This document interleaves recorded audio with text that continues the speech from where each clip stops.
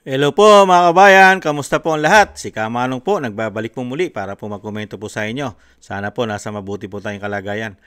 Magandang umaga po muna, tanghali, hapon, gabi. Madaling araw po sa atin lahat. Saan man sulok ng ating bansa o mundo tayo naroon, naway maingatan po tayo mga kabayan. Ito po, umpisa na po natin. Komentuhan po natin. Ito pong na nagdaang ito pong halalan po natin mga tambay. Patapos na. Ay talagang natuwa po tayo kahit papaano po, kahit po tayo malungkot na malungkot sa nangyari po sa ating Duterte 10 na malawakan dayaan ang nakikita po natin, di po ba? Dahil napakarami pong anomalya. At sana po mga tambay ay katigan po ng COMELEC at ng Korte Suprema ang hinihiling po ng Duterte 7 na mabilang po muli ng manual counting po. Mga tambay, sana po katigan po ang Duterte 7 ng Korte Suprema at syempre po ng COMELEC. At ito po, sa bagkus po pinag-usapan po natin ang halalan. Ito po, meron po naman na maganda rin nangyari po mga tambay dahil ang Makabayan Black po ay hindi na po pinalad. Lalong-lalo po ang Gabriela at ang ACT Teacher Party List at ang Kabataan mga tambay. Hindi na po sila pinalad. Kahit papaano po, buti naman po. Dahil napakalaking problema po ng bansa natin yan. Yan pong Makabayan Black na yan. At ito po ay kinatuwa po ng isang dating opisyal po ng kapulisan mga tambay. Pakinggan po natin ang balita at komentuhan po natin mga kababayan. Kinatuwa naman ng isang dating opisyal ng PNP ang tuluyang pagkahulog ng mga CPP and PNDF leaning group sa listahan ng mga nangungunang party list ngayong midterm elections. Narito balita ni Paul Montibon.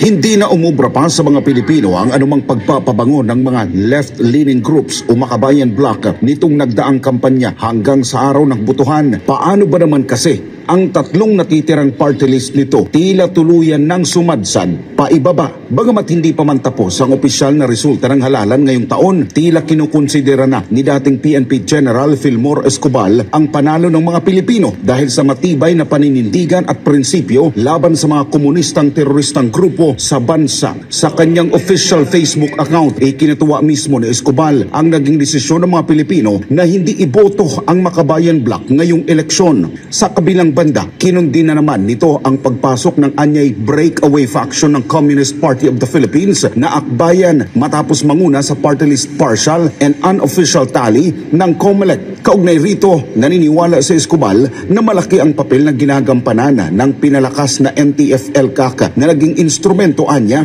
sa tuluyang pagbagsak ng mga makakaliwang grupo at mga kaanib ng CPP and PANDF, bagay na nagresulta sa pagkawala ng mga ito sa Kongreso. Sa huli, muling pinaalalahanan ng dating general ang publiko na maging mapagmatsyag pa rin sa mga kandidatong mananalo ngayong halalan kung ang katapatan ng mga ito ay talaga nga bang nasa Pilipinas para sa mga Pilipino at sa konstitusyon. Para sa Diyos at sa Pilipinas kung mahal, nag-uulat. Yan po, kailangan po nating magmatsyag dahil po may mga nakapasok po riyan, di ba?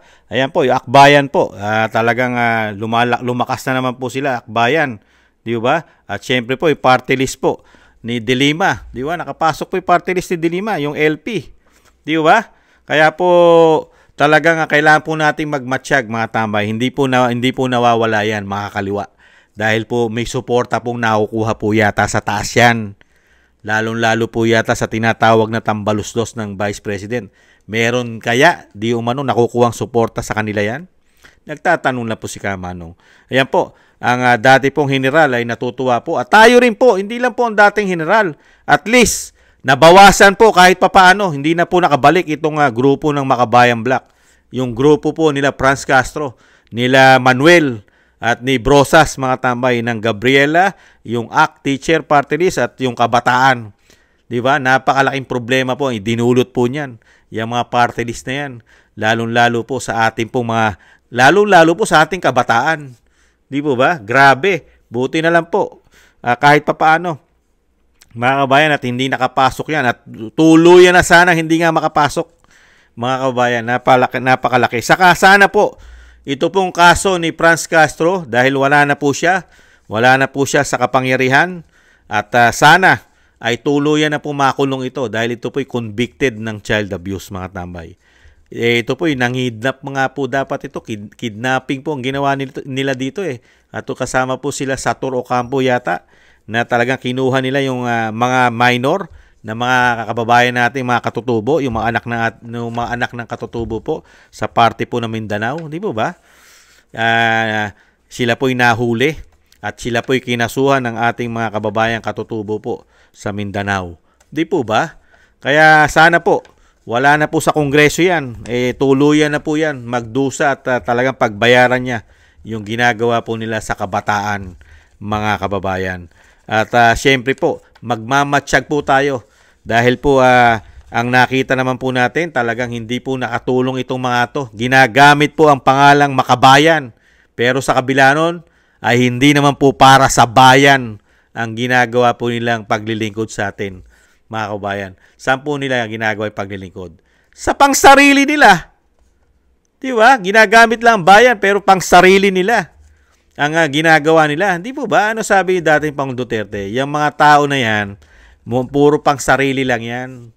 Mga pangsarili lang din nila. Ang kawawa dyan, yung nasa bundok. Yun ang kawawa.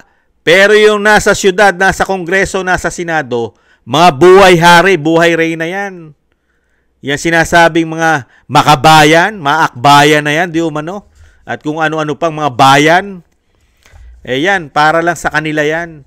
Kaya nga sabi ni Vice President, ni dating Pangulong Duterte, yung mga tao na yan, ang mga pamilya niyan, yung sinasabing mga makabayan na yan, ang mga pamilya niyan, grabe, mga anak nag-aaral sa mga exclusive school.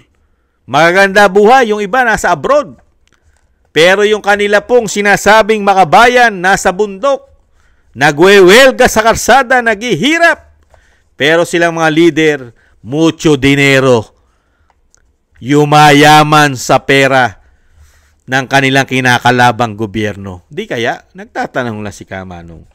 Sana hindi na po palarin at makabalik yan. Lalong-lalo po pagka ang Vice President po ay naging Pangulo na ng bansa, ay tuluyan na po silang ma-abolish, mga kabayan. Dahil hindi po, kailanman po, hindi po kakatigan ng isang Vice President na sila ay maging kakampi. Dahil matagal na po silang pahirap, salot, pahirap sa mga Pilipino, lalong-lalo po sa ating mga anak. Napakarami na pong natsugi. Mga inosenteng mga kabataan na chuchugi dahil sa kanilang pinaglalaban na pangsarili lamang, nagsisiyaman, gumaganda ang mga buhay, mga nakatira sa mga exclusive, subdivision, nag-aaral ang mga anak sa exclusive na eskwelahan, dumadami ang mga ari-arian dahil sa sinasabing paggamit na sila po ay sinasabing makabayan. Unbelievable. Di po ba, mga kabayan?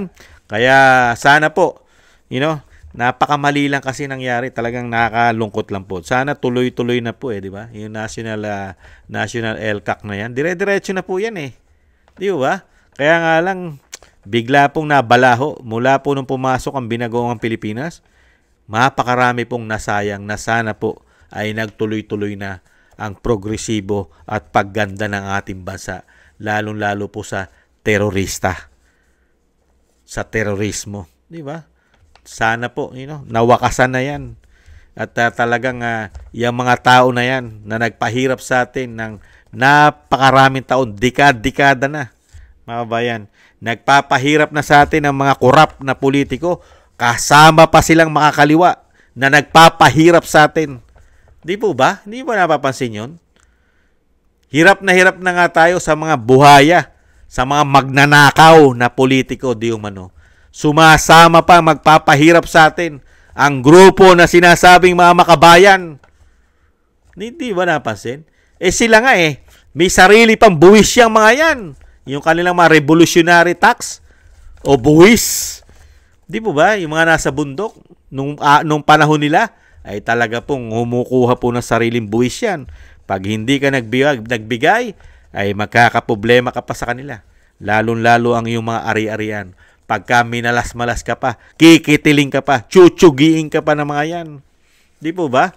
Kaya ano po ang sinasabi pong magandang nagawa niyan. Katulad po ng Makabayan Black, ano pong proyekto ang nakita natin yan? Buong bansa po ang hawak niyan. Kasi po ang mga party list ay hindi naman po district yan. Buong Pilipinas po ang nasasakop po ng party list. Di po ba? Ano kaya ang mga programa niyan? Nakapakipakinabang po sa Pilipino. Mga kababayan, nagtatanong lang si Kamanong, ano kaya? Yung maparami po ang armas ng mga kaliwa sa bundok? Yung maparami ang bala ng mga nasa bundok? Ang mga programa kaya nila, di umano? Nagtatanong lang si Kamanong, mga kababayan. Ayan po, nakikiisa po tayo at na tayo po ay masaya sa kabila po na tayo ay malungkot sa kabilang side. Dahil po ang sinawing palad po ay nadisgrasya po at nakita po natin napakaraming anomalya pagdating po sa Senado. Mga kababayan, talagang hindi po natin matanggap na tayo po ay nag-solid vote, black voting, napakalaki ng numero ni Senator Go, ni Senator De La Rosa at ni Senator-elect Marcoleta. Pero pagdating po dun sa 7 ay bigla pong nawala sa sirkulasyon. Solid vote, black voting. At napakalaki po ng boto natin sa Bisaya at Mindanao. At may boto po tayo sa Luzon. Kaya paano po nangyari yon? Solid vote po tayo ng Mindanao. Nahandyan pa ang mga OFW. Sige nga, nakakalungkot lang ano. Tapos nahandyan pa ang mga kababayan natin sa Bisaya. Nakita nyo po, nananalo yung mga kaalyado natin sa Bisaya katulad ng Cebu. Tinalo yung dating gobernador. Ang nanalo'y bago. Tapos, magugulat ka yung ating mga kandidato senador, hindi nananalo. 3. Nilaglag ang 7. Unbelievable. Kaya kailangan po talaga yan katigan po ng Korte Suprema at syempre po ng COMELEC dahil may batas naman po yan. May batas naman po dapat sundin na talagang pag hindi po tama at maraming Pilipino, majority ng Pilipino hindi nagugustuhan ng botohan o naging halalan, ay may karapatan po ang Pilipino na ito po ay muling bilangin. Nasa batas naman po yan. Yan po ay sinabi na po ng ating mga abogado ng PDP Laban sa pangunguna po ni Attorney Bondok, ni Attorney Lambino, ni Attorney Vic Rodriguez at ni Attorney Torion. Ipinaliwanag na po nila ang batas na talagang may karapatan po ang Pilipino at mga kandidato at partido na ito po ay muling bilangin, mga kabayan, lalo kung may anomalya. Dahil mismo ang NANPREL nagsasabi na napakaraming overvoting, napakaraming sobra-sobra na numero yata, mga tambay, na napakahirap yata ipaliwanag ng COMELEC. Kaya kailangan po talaga ng manual, mano-manong bilangan, mga kabayan. Sana po magtagumpay po ang ating Duterte 7 dito po sa ginagawa po nilang puspusan na mabilang po muli ang ating boto. Kasi po napakahirap nga, di po ba? Ninanakaw na ang ating buwis, di ba? Ninanakaw na yata ang ating ginto. Pati ba naman ang ating boto ay nanakawin pa rin nila. Di umano, mga kabayan. Sobra naman sila kung magnakaw. Di umano. Sana po. Ayan po mga kabayan, sana po magtagumpay po ang ating pong Duterte 7 sa kanila pong mga layunin na malabas po ang katotohanan sa COMELEC. Dahil, dapat po kasing lumabas ang katotohanan Kasi kung hindi po, magpapatuloy po ang sistema nito na ganito mga dayaan, na hindi po nakatiwa-tiwala na ang ginagawa nila. Di ba? Dapat po ito makitan, masilip. Kahit po sabihin na sila po ay hindi makakaupo, wala pong kaso yun Kahit po sila hindi makaupo, ang importante lumabas ang katotohanan na meron bang dayaan o wala sa COMELEC. Yun po napaka-importante. Malaman ng taong bayan, malinis bang halalan o nagkaroon talaga ng dayaan. Para po may managot.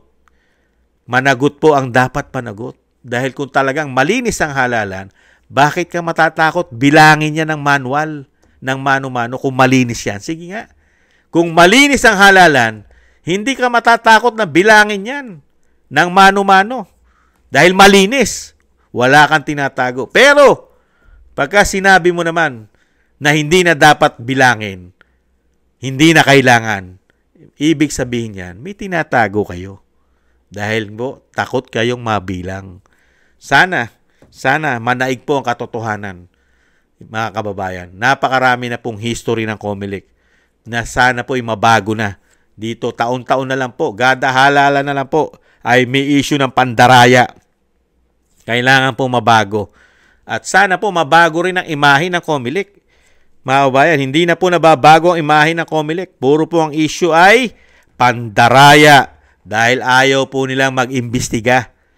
Lagi po na lang pinagtatakpan ang dayaan po riyan. Kaya po hindi matuldukan ang dayaan sa COMELEC dahil po meron pong padrino, may sumusuporta yata para hindi maimbestigahan. Unbelievable. Di po ba mga kabayan? Ayan po mga kabayan, sana po magtagumpay po ang ating Duterte 10. At susuportahan po natin yan mga kabayan.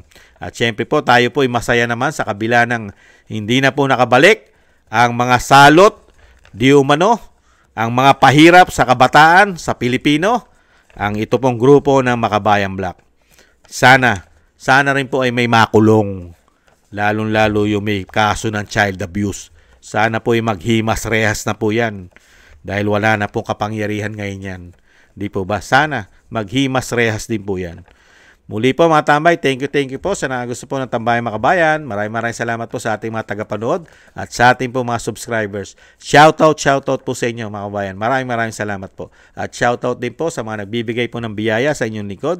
Thank you po. Kingston 123 ng Hong Kong, Eric Hercio ng Canada, Jake Yahoo 4531 ng Maisog, California, USA, Gina Ray Solid DDS ng Berlin, Germany, Julieta Celona ng Sydney, Australia, Jem Aris ng United Arab Emirates, Jovelyn Watanabe ng Japan, ako si Pilam, Annie Joe, at si Teodorico Erguisa Jr. at si Baby Roman, Ate Isa ng Cagayan Valley. Maraming salamat po sa mga biyaya po pinagkakalob ninyo po. Thank you po. Ingatan nawa po mga kababayan. At syempre po, thank you rin po sa mga nagusto ng Tambayang Makabayan sa YouTube at TikTok. At sa mga nagko-comment, like, share, subscribe. Thank you po mga kababayan. At yung panalangin at dasal po mga kababayan, wag po nating kalimutan na ipanalangin at dasal po na maingatan po ang pamilya Duterte. Lalo-lalo po ang dating Pangulong Duterte na makabalik po sa ating bansa sa lalong mabilis. At pag-iingat na rin po sa Vice President na napakarami pong nagpapabagsak mga kababayan. Tayo rin po, ingat-ingat mga kababayan, doble ingat po. Maraming salamat po sa muli. Sa muli po mga tambay. Thank you po. Bye-bye po muna. Ingat po tayo.